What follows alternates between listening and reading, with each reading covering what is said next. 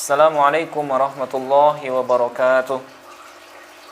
Para sahabat ULC, pada pertemuan kali ini kita sampai pada pembagian yang terakhir dari isim-isim mu'rab, yaitu isim yang diidhofahkan kepada ya mutakallim. Ya, isim yang diidhofahkan kepada ya mutakallim. Atau dalam bahasa Arab bisa juga disebut dengan ismun yudhafu ila ya'il mutakallim. Nah, apa yang dimaksud dengan isim yang diidhofahkan kepada ya mutakallim? Yaitu isim yang setelahnya terdapat ya mutakallim, yaitu ya yang bermakna kepemilikan saya. Nah, ini disebut dengan ya mutakallim.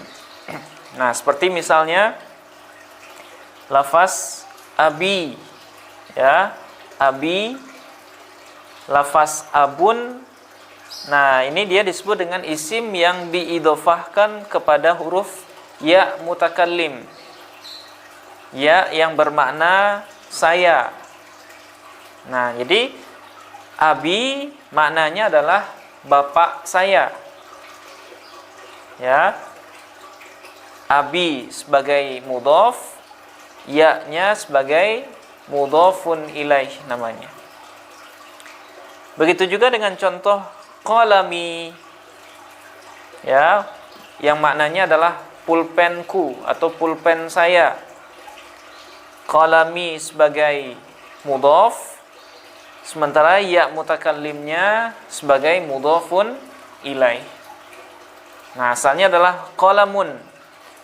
Karena dimasuki atau karena dihubungkan dengan ya mutakallim, maka bacaannya berubah menjadi kasrah, ya, qalami. Nah, seperti itu. Nah, isim yang idhofah kepada ya mutakallim ini asalnya merupakan isim yang mu'rab. Ya, isim yang mengalami perubahan akhir. Nah, buktinya apa? Buktinya dia mempunyai rumus i'rab. Ya, dia mempunyai rumus perubahan akhir. Nah, apa rumusnya? Ketika rafa, ya, maka tanda rafa'nya itu dengan dhammah muqaddarah. Dengan dhammah yang disembunyikan di akhirnya. Nah, kenapa kok di sini muqaddarah atau disembunyikan? Karena huruf ya itu dia selalu membutuhkan harkat kasrah sebelumnya, atau yang dalam bahasa Arab disebut juga dengan harkat munasabah. Nah, sehingga isim apapun yang berhubungan atau yang bersambung dengan ya mutakallim, maka harkat sebelum ya itu harus kasrah.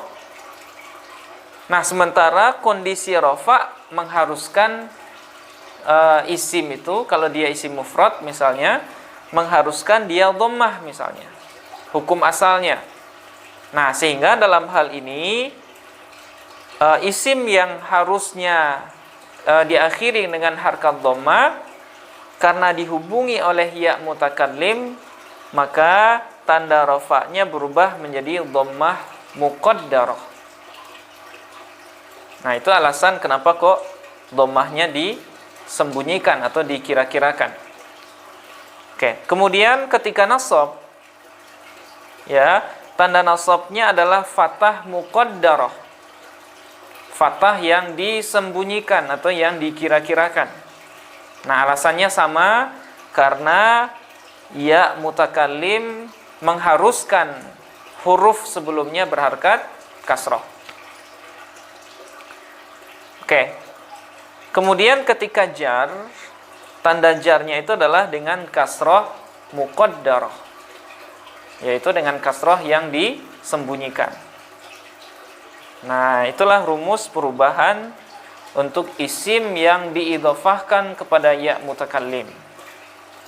Nah, supaya lebih jelas, seperti biasa, kita akan coba masukkan contoh isim yang idhofah kepada ya mutakallim ini ke dalam jumlah atau ke dalam kalimat, ya. Nah, di sini sudah ada 4 contoh. Contoh yang pertama, ja'a abi. Ya, ja'a abi. Bapakku telah datang. Nah, lafaz abi di sini, lafaz abi, ya, posisinya adalah sebagai fa'il. Ya, hukumnya rofa. Tanda rofa'nya dhammah muqaddarah. Ya, dhammah yang kira-kirakan atau yang disembunyikan. Kenapa? Alasannya adalah karena dia isim yang idhofah kepada ya mutakallim. Nah, jadi lafaz abi selain dia berposisi sebagai fa'il dari ja'a, nah dia juga berposisi sebagai mudhof daripada lafaz ya mutakallim. Nah, sehingga ya mutakallim di sini adalah sebagai mudhofun ilaih. Oke. Nah, kemudian pada contoh yang kedua, ra'a Bakrun abi. Bakar telah melihat bapakku. Nah, di sini lafaz abi tulisannya sama persis seperti abi yang ada pada jumlah sebelumnya, tapi posisinya sudah berbeda. Nah, coba kita analisis. Abi posisinya di sini sebagai maf'ul bi, hukumnya nasab, tanda nasabnya fathah muqaddarah. Alasannya adalah karena dia merupakan isim yang diidhofahkan kepada ya mutakallim, atau isim yang disandarkan kepada ya mutakallim. Nah, sehingga abi selain berposisi sebagai maf'ul bi, dia juga sekaligus menjadi mudhof daripada huruf ya mutakallim. Oke. Kemudian contoh yang ketiga, marra Bakrun bi abi. Bakar telah bertemu dengan bapakku. Nah, selintas lafaz abi di sini juga sama dengan lafaz abi sebelumnya. Tapi posisi abi pada contoh ketiga ini adalah majrur dengan huruf jar. Hukumnya jar atau khafat. Tanda jarnya kasroh muqaddarah. Ya, jadi kasroh ini, kasroh yang ada pada lafaz abi ini adalah tanda jarnya adalah kasroh muqaddarah. Ya, nah alasannya apa? Karena dia adalah isim yang idhofah kepada ya mutakallim. Nah, sehingga selain dia dijarkan oleh bi, lafaz abi di sini juga sekaligus menjadi mudhof dari ya mutakallim setelahnya. Oke.